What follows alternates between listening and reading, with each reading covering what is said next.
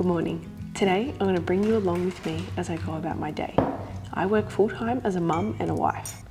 Yep, that's right, I'm a homemaker. I believe it's my role to build up my house, and today I'm going to show you what that looks like. It's not all perfect, but it is progress. Okay, so we're basically just going to jump right into my morning routine. I will admit, in the past, I have not always had a good morning routine. I would actually spend a lot of my day in my pajamas, at least half, or sometimes even the whole entire day in my pajamas. And if I'm honest, I probably used the newborn excuse for far too long. My daughter is almost 1 now, so I feel like I can't really use that anymore. And what I actually noticed is once I started spending longer in my pajamas, so did my children. So what I want to start doing now is getting dressed before I start basically any jobs in the house. Now Proverbs 31 says that she gets up and gets dressed with strength and dignity. Now I don't know about you, but I don't feel any strength wearing this all day, that's for sure. So I want to be dressed for the day and feel good.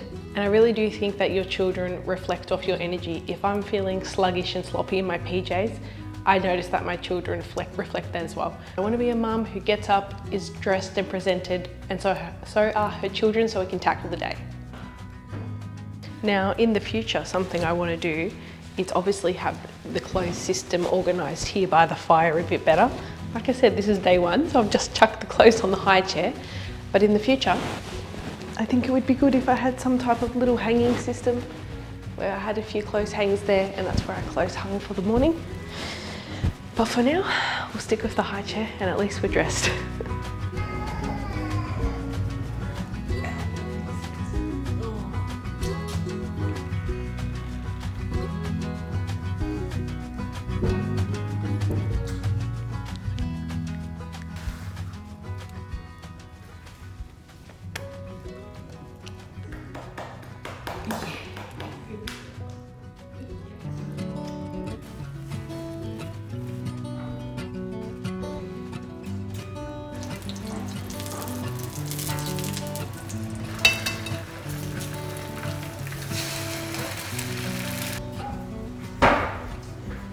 Now in the past, I have never been good with breakfast. As a teenager, like in my late teens, I either skipped breakfast or I used to work in a pub, and when I got to work, I would have like a cake or a muffin from the little display fridge as my breakfast with the coffee.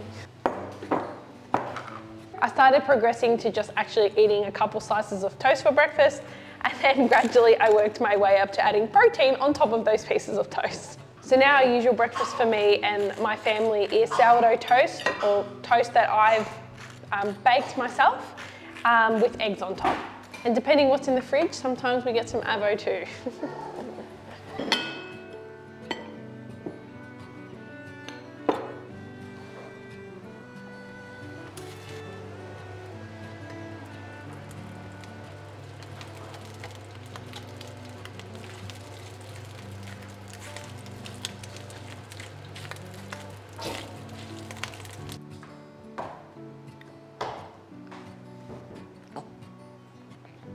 Now in the future, the breakfast I aspire to have would have a little bit more protein in an ideal world. I think a piece of meat would be good for brekkie, like either make a big batch of like breakfast mince that you can keep in the fridge and reheat, or even like sausage or, you know, sizzle steaks, anything like that. I think just a piece of red meat would really make a complete breakfast in my opinion. This breakfast is not perfect, but it's definitely good progress.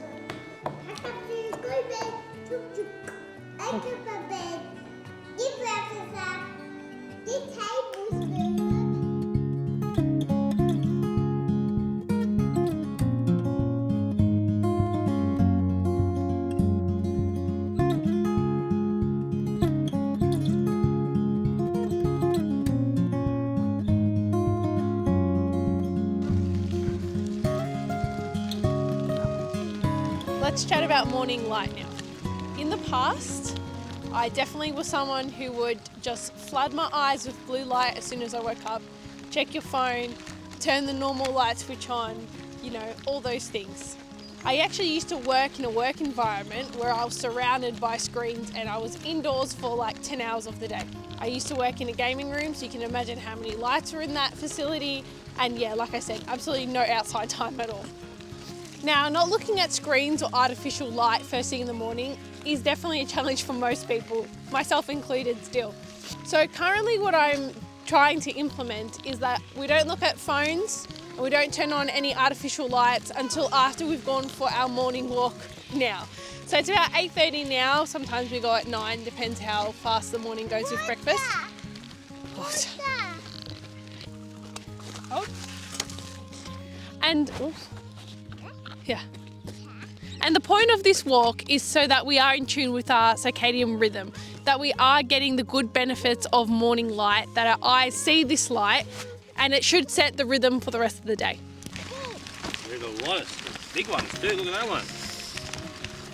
And if you're wondering what this has to do with homemaking, I'm trying to set a rhythm for my family so that we have good routine and we feel good. In terms of improvement, I'm actually pretty happy where we're at with our morning routine. I'm happy with the amount of sun we get and no screens. However, I do think the improvement could be done in the evening. We still use quite a bit of screens at night to try catch up on work.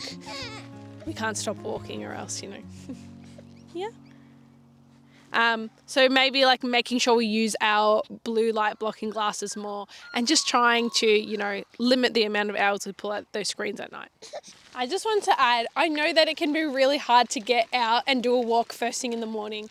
I know that it can be super cold and you don't feel like doing it, but I just want to say once you get out, you feel so much better and you'll notice your children's behaviour is just so much better. If I go out for a walk first thing in the morning, honestly, the next couple of hours run so much more smoothly. Having the fresh air on your face and just getting the kids outside, you will really thank me for it later. You just have to rug up and give it a go. Oh, classic. He purposely falls down so you pick him up. You need help, Beano? Yeah.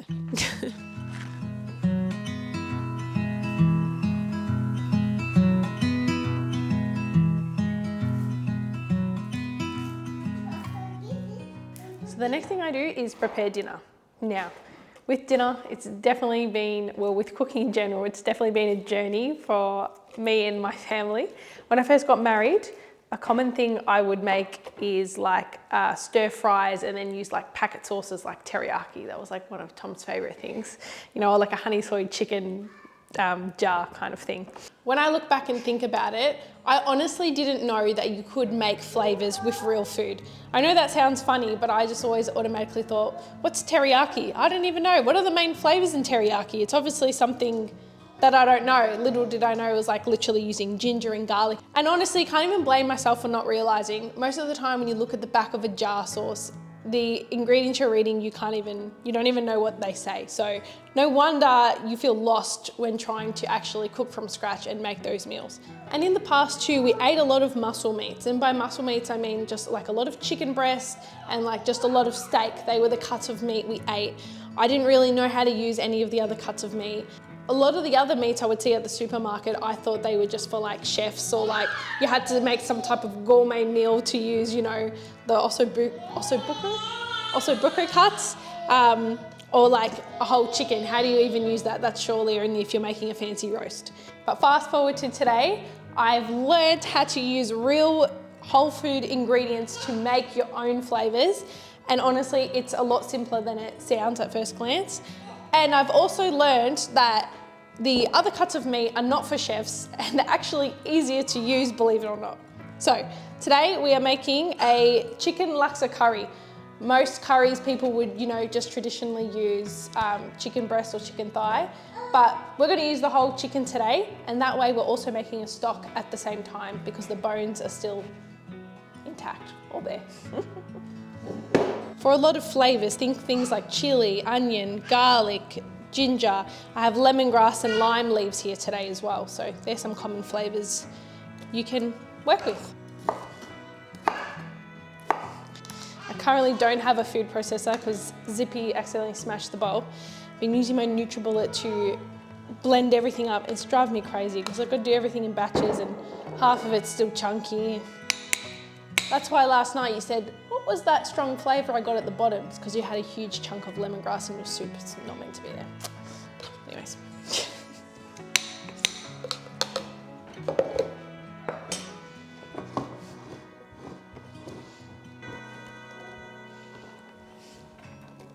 And there you go. There's your jar sauce in literally under 3 minutes. And these shows.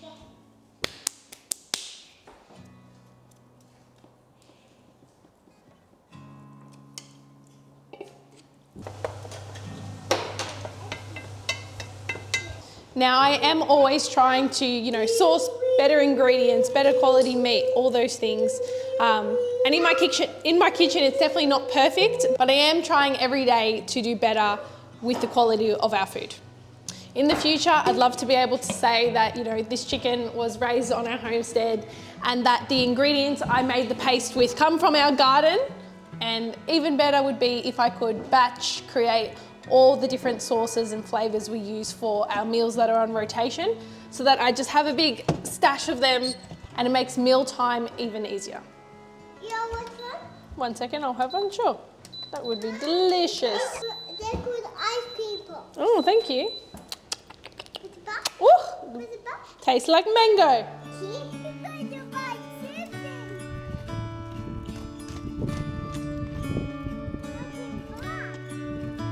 Where did he go? There he is. He'll be scared of you.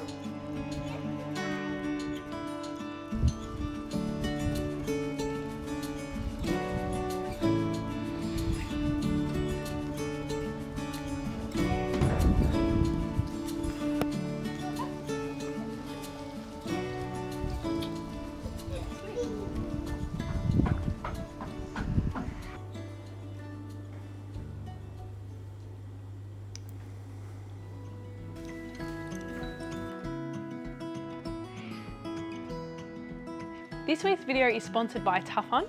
They make small and compact portable chargers. If my phone dies, the whole operation literally collapses over here. I use it for recipes, podcasts, music for the kids, directions, and filming a lot of content that you guys can see. The problem is my phone is always on 6%. For full transparency, we've actually tried many portable chargers, especially when we traveled Australia, but this has actually been my favorite so far, and I'll show you a few features why. For a start, my phone completely charges in less than 50 minutes, and you can do this 4 times before the unit itself needs to be charged. It has a built-in cord, so you don't need to carry random leads in your bag. But my favorite feature is that you can also charge a laptop. In the past, portable chargers didn't have the right wattage to charge up my laptop, but this thing has the juice to charge it up while I work and fast as well. It has a screen feature too, which tells you how much is going in, how much is going out, and how much longer you have left. The kids will definitely be awake before this thing runs out of power. And it also charges cameras and microphones, which works really well for cameraman Tom when we're in the middle of shooting content. I really don't get much time to send off emails or do any admin work for our family, but when I do it when the kids are asleep. So it's nice to know once I've put them down that I can always rely on this charger in case all my devices are running low. I can quickly run out here on the deck, get my sunshine, my work in, and bring this charger, and I know I can get it all done.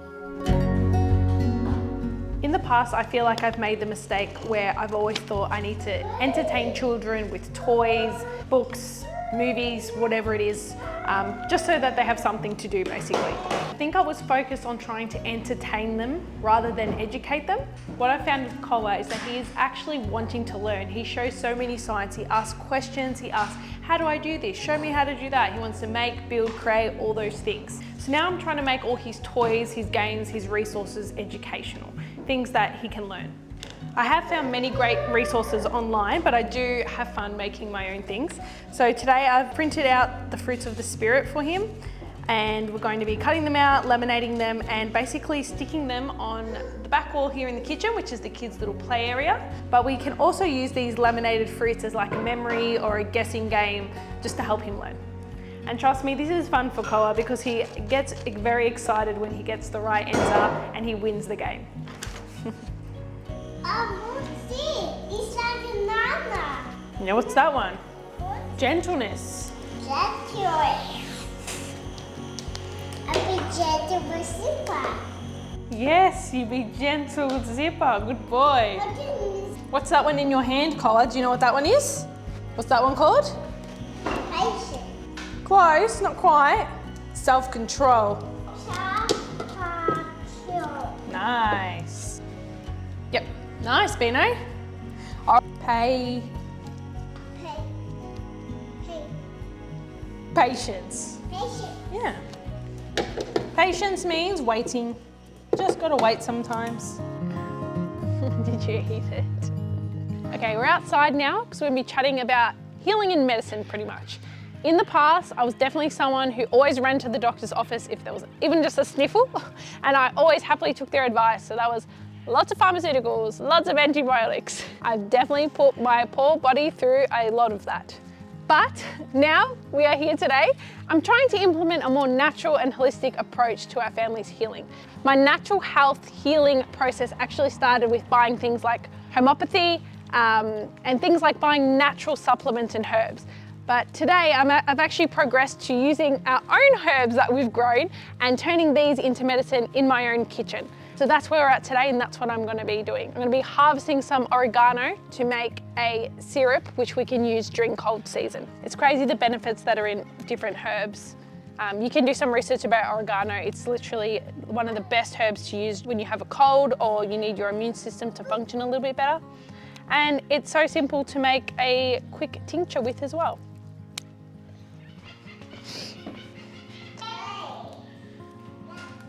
So basically I am just infusing these oregano leaves with olive oil and some garlic, and you essentially let that ferment for a couple weeks to make the syrup. Future me would just like to have more knowledge on how to tackle lots of sicknesses and illnesses naturally.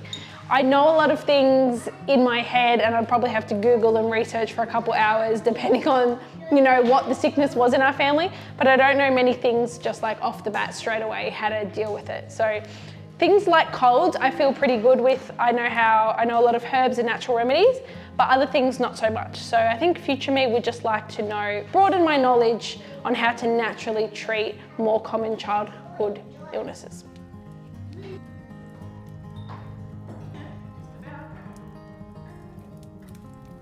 So that's the end of the video, and I hope it's inspired you guys to make some type of progress in your homemaking journey.